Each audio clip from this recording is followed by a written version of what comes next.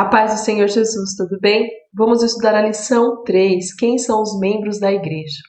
Antes de iniciarmos, quero pedir perdão para os irmãos por estar gravando a aula à tarde, mas eu fiquei com um resfriado muito forte, ainda estou, né? Tô tossindo bastante, então talvez até no meio da aula aí eu tenha alguma tosse, alguma coisa, mas os irmãos me perdoem, eu não estava em condição mesmo de estar gravando a aula.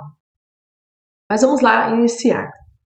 Quem são os membros da igreja? Os membros da igreja são todos os que acreditam em Jesus Cristo como Salvador, que negam a si mesmo e o seguem. Eles fazem parte do corpo de Cristo, onde a cabeça é Jesus, lembrando que cada membro tem a sua função e responsabilidade. Quero grifar aqui, aquele que reconhece Jesus como seu Salvador e nega a si mesmo, né, e segue a Jesus, porque tem gente que reconhece Jesus como Salvador, mas não segue a palavra dele, não segue ele, então não adianta, né? Quem tem Jesus como Salvador tem que negar, renunciar a si mesmo e seguir a palavra do Senhor. E como a gente estudou na aula passada, Jesus é a cabeça, né? Nós somos o membro que forma o corpo de Cristo, mas quem comanda, quem dá as diretrizes é sempre o Senhor Jesus. Quem faz parte do ministério da igreja? Nesta aula vamos entender como ministério o que está escrito em Efésios 4, 11 ao 12. E ele mesmo deu uns para apóstolos, e outros para profetas, e outros para evangelistas, e outros para pastores e doutores, querendo o aperfeiçoamento dos santos para a obra do ministério, para a edificação do corpo de Cristo. Por que eu estou focando, né, que a nossa aula vai estar falando disso, considerando como ministério, né, esses ministros? Porque eu sei que em outras igrejas existe o ministério do louvor, o ministério disso, daquilo, mas como nós somos aqui da Assembleia, né, de Deus, Ministério Belém, e a nossa revista é do Ministério Belém, então a gente está focando no apóstolo, né, no ministério do apostolado, do profeta, do evangelista, é isso que a gente vai estar falando. Nós também temos, né, os diáconos e os presbíteros, mas eles são considerados chamados, né, uma chamada específica mais para a igreja local, eles servem ali na igreja local, ok? Então, assim, só para vocês entenderem que alguém de outra igreja pode estar vendo e falar, mas a gente na minha igreja tem. Não discordo, nem concordo, eu só estou explicando porque do meu ministério, né, que é a Assembleia de Deus Ministério Belém, a gente trata desta forma. Vamos lá. Quem faz parte do ministério da igreja? As pessoas que foram chamadas para serem ministros na igreja do Senhor. Antes de tudo, também são membros. A gente precisa focar muito nisso. Eles têm apenas uma chamada específica. O Senhor chamou, mas eles são membros, eles fazem parte do corpo de Cristo. A cabeça, o único que é primordial, que é essencial, é Jesus Cristo. Nós somos apenas membros e cada um tem a sua chamada.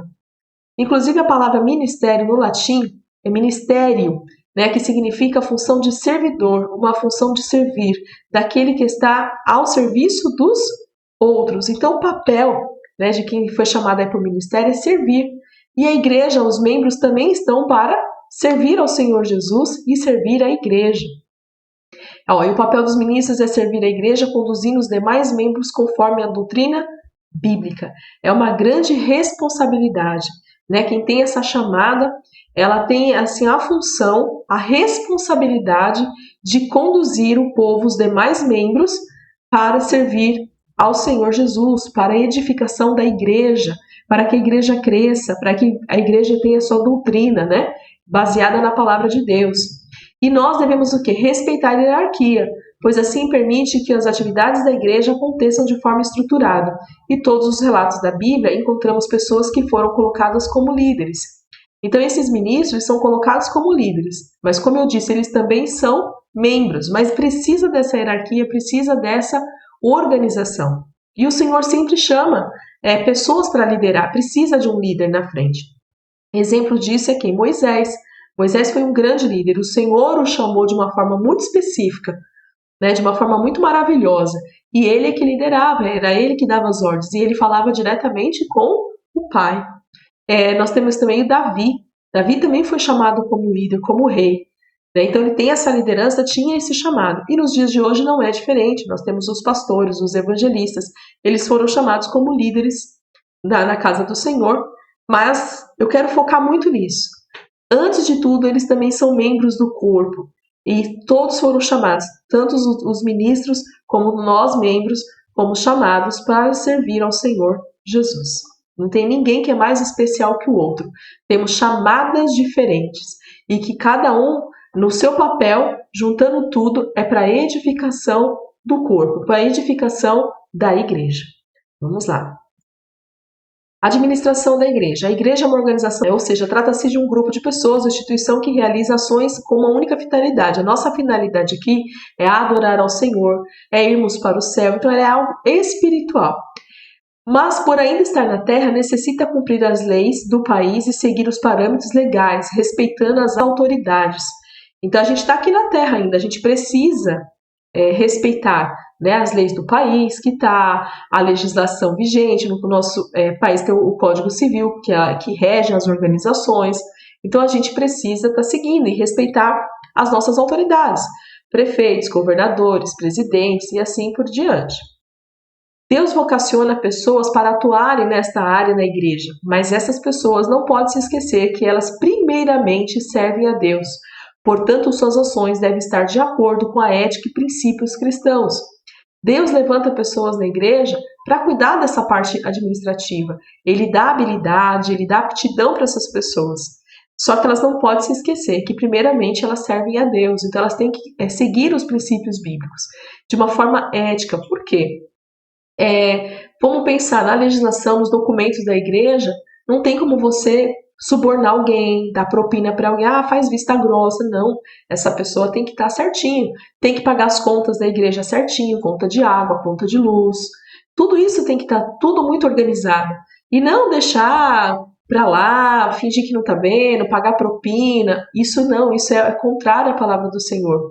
E outra coisa, apesar de estar cuidando da administração da igreja, essa pessoa tem que entender que ali os membros, as pessoas que estão na igreja, elas são almas, né? São pessoas que estão ali, que servem ao Senhor Deus. Então, tudo que vai se fazer, tem que se fazer com cuidado, com amor, com orientação de Deus, né? Vinda do alto, do Senhor.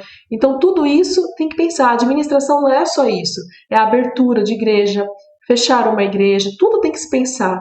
E essas pessoas que estão na frente, que estão administrando, elas têm que ter consciência que, primeiro, elas servem a Deus. E ela também está lidando ali com pessoas. E além de lidar com pessoas, estão lidando com órgãos externos, com pessoas que estão no mundo. E nós devemos ser o quê? Exemplo. Exemplo. As nossas contas devem estar em dia, tudo certinho, para que ninguém venha apontar o dedo e falar, olha, a igreja não faz isso, a igreja não paga, a igreja é caloteira, a igreja tem uma postura inadequada.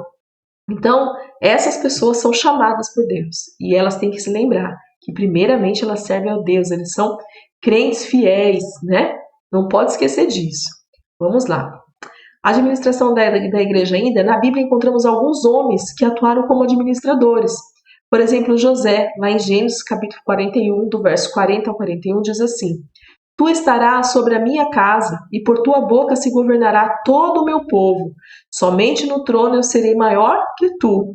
Disse mais Faraó a José: Vês aqui que tenho posto sobre toda a terra do Egito.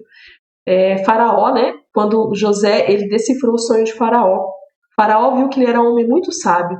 E ele falou assim, olha, vou colocar você para governar. Então ele governou, ele administrou um país, ele administrou o Egito. E era ali a maior nação que tinha naquela época. Uma nação muito rica. Quando veio a seca e tudo mais, foi o Egito, por Deus ter dado orientação a José, ele conseguiu administrar muito bem, né, as finanças, ali o Egito como um todo. Vamos lá. Temos também Daniel, lá no livro de Daniel, capítulo 2, verso 48, diz assim: Então o rei engrandeceu a Daniel e lhe deu muitas e grandes dádivas, e o pôs por governador de toda a província da Babilônia, como também fez chefe dos governadores sobre todos os sábios da Babilônia. A mesma forma foi como Daniel. Daniel, usado por Deus, interpretou também, e ele foi colocado como governador na Babilônia. Aqui eu estou falando de alguns casos de bons administradores, mas a Bíblia também fala de maus administradores. Eu vou trazer um exemplo aqui, né, que é Judas Iscariote. Está lá no livro de João 12, do 4 ao 6. Mas Judas Iscariote, o discípulo que em breve trairia Jesus, disse: Este perfume valia 300 moedas de prata, deveria ter sido vendido e o dinheiro dado aos pobres, mas que ele se importasse com os pobres, na verdade era ladrão, e como responsável pelo dinheiro dos discípulos, muitas vezes roubava uma parte para si. Judas, né, que era um dos 12 discípulos de Jesus, ele era o responsável por guardar o que as ofertas, o dinheiro que eles recebiam de doação, para comida, mantimento deles ali. E a Bíblia revela que Judas fazia o quê? Ele tirava uma parte, ele roubava uma parte. E sem contar, né, que Judas aí traiu o Senhor Jesus. Então, ele era um mau administrador, ele era um administrador ladrão. E a gente tem que tomar muito cuidado, né? Em todos os momentos, independente se você é o guarda-oferta ou não, se você administra a igreja ou não, na sua própria vida, você tem que ser fiel ao Senhor. Não cometer esses atos, porque Deus não se agrada. Qualquer coisa que você pega de forma ilícita, pode ser um grampo, pode ser, sabe, uma coisa mínima. Não importa, um troco errado que você receba. Você recebeu a mais, você tem que devolver. Se você percebeu ali, devolva. Não é teu. Deus se agrada desse tipo de atitude. O inimigo de nossas almas, ele volta e meia, ele coloca alguma coisa, não de forma assim tão grandiosa, mas às vezes coisas pequenas mesmo, para que nós venhamos a cair e envergonhar o evangelho, né? Envergonhar a igreja. Então que estejamos atentos, que não caiamos nessas ciladas do inimigo. Amém? Vamos lá. Membresia da igreja. Como já falamos, os membros são aqueles que aceitaram a Jesus e todos juntos formamos um organismo vivo que gera vida para muitos, né, por meio do amor. O nosso papel é falar do amor de Deus, do Evangelho de Jesus Cristo, que é as boas novas, né? Muitas vezes o falar não são por palavras, mas pelo testemunho de vida. Então tem membros na igreja, lógico, nem todos têm a chamada ministerial, não dá para todo mundo ser pastor, evangelista, apóstolo, não. Né? Mas cada membro tem a sua função, tem a sua responsabilidade. E todos nós juntos estamos para quê? Para falar do evangelho, para falar do amor. E quando as pessoas veem a nossa igreja unida, né?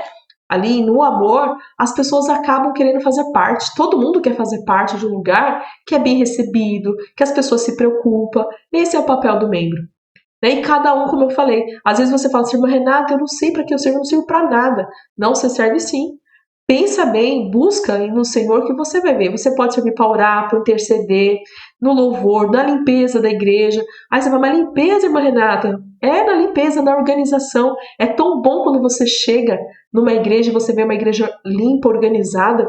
E você, no momento que você está limpando, eu já vi vários testemunhos de irmãs que estão limpando e estão orando. Senhor, abençoa quem está nesse banco, nessa cadeira. Senhor, ajuda. Que a sua igreja fica assim, sempre em ordem, as paredes sem rachadura e tal. E o Senhor vai dando graça. Cada um tem sim o seu chamado. Tem outros que é para ser diácono. Tem outros que é para ajudar mesmo como guardador de oferta. Tem de tudo. Na igreja do Senhor, ninguém está ali em vão, ninguém está lá sem fazer nada. Todo mundo tem um chamado, tem algo especial do Senhor para fazer alguma habilidade. Tem pessoas, irmãs, que foram chamadas para cuidar de crianças, né? A ensinar, louvar. Tem outros que, assim, ajuda na secretaria da escola dominical. Ele não dá aula, mas ele organiza a secretaria ali. Ele deixa tudo certinho, tudo fácil para o professor, para o superintendente. Então, meus irmãos, busque ao Senhor, veja qual é o seu chamado e faça com amor. Esse é o principal, é fazer com amor. Tem gente que faz muita coisa na igreja, tem membro que corre para um lado, corre para o outro, mas não presta atenção na palavra, não se envolve de verdade, faz correndo, não faz com amor, com dedicação. Quando nós fazemos as coisas na casa do Senhor, tem que ter consciência. Isso vai desde a criança até o ancião. A criança também, quando ela está na igreja, que ela está cantando, ela tem que ter consciência. Quem está na frente tem que ensiná-la por que ela está fazendo aquilo. Que é para adoração, para o louvor do Senhor, fazer com carinho. Então, esse é o mais importante. É que o amor esteja em primeiro lugar em tudo que nós formos fazer. Amém? Deixa eu beber um golinho de água aqui. Departamentos da igreja. A igreja normalmente é organizada por departamentos, em que os membros se reúnem e usam seus dons concedidos por Deus e suas habilidades para desempenhar os papéis específicos cujo foco principal é o crescimento da igreja, que é o que a gente estava falando. Então tem, por exemplo, na minha igreja tem o departamento infantil, tem o departamento dos adolescentes, dos jovens, da escola dominical, da assistência social. Então, existem esses departamentos. Tem o departamento da capelania. Então, esses departamentos são pessoas que têm a mesma afinidade, têm habilidades, e eles se juntam para que a obra cresça, para que a obra vai evoluindo e vai ganhando. E o principal também, não é só ter esses departamentos e ficar ali parado dentro da igreja. A gente tem que fazer um trabalho fora da igreja, fora das paredes da igreja. A gente faz um trabalho muito, muito interessante. Meu esposo cuidava de missões e evangelismo, e aí a gente ia para a rua, fazia o culto ao ar livre, e às vezes ele chamava os grupos, e era muito interessante quando iam os adolescentes, quando iam os jovens, porque chama atenção, eles cantavam, eles louvavam, tinha um pessoal da orquestra que tocava, eles tocando os instrumentos, cantando o hino da harpa, as pessoas passavam de ônibus, ficavam pessoas do outro lado da rua filmando. Então os departamentos da igreja é muito bom dentro da igreja, tem que ter, porque você recebe a pessoa, você acolhe, a pessoa ali, né, vai sendo moldada conforme o Espírito Santo quer, mas esses departamentos também tem que sair, porque o papel dos membros da igreja é falar do amor de Cristo. E aí chegamos aqui à nossa conclusão. A igreja, tanto em sua organização física como social e espiritual, desempenha um papel essencial para a nossa vida cristã e para o mundo a ser alcançado. Devemos ser gratos ao nosso Deus por fazer parte da igreja. Eu disse em aulas passadas que é um privilégio fazer parte da igreja, fazer parte do corpo de Cristo. Nós temos que ser gratos ao Senhor, da onde o Senhor nos tirou. E é esse povo que está aí no corpo de Cristo, que faz parte do corpo de Cristo, que vai vê-lo face a face. Mas eu deixei um recadinho aqui, ó. Nunca se esqueça, todos nós fomos chamados para servir a Deus e uns aos outros. Não importa qual é o seu chamado, não importa se você é ministro, não importa se você é o membro mais simples da igreja, não importa. Todos foram chamados para servir a Deus e uns aos outros. E eu deixei aqui um versículo, está lá na primeira carta de Pedro, capítulo 4, do 10 ao 11. Deus concedeu um dom a cada um e vocês devem usá-lo para servir uns aos outros, fazendo bom uso da múltipla e variada graça divina, porque cada um tem uma forma de trabalhar. Você tem o dom de falar, então faça-o de acordo com as palavras de Deus. Tem o dom de ajudar? Faça com a força que Deus lhe dá. Assim, tudo que você realizar trará glória a Deus por meio de Jesus Cristo. A Ele seja a glória e o poder para todo sempre. Amém. Então, que venhamos a servir com amor e toda a honra, toda a glória e todo o louvor ao nosso Deus. Terminamos a nossa aula por aqui. Que Deus nos abençoe e uma ótima final de semana.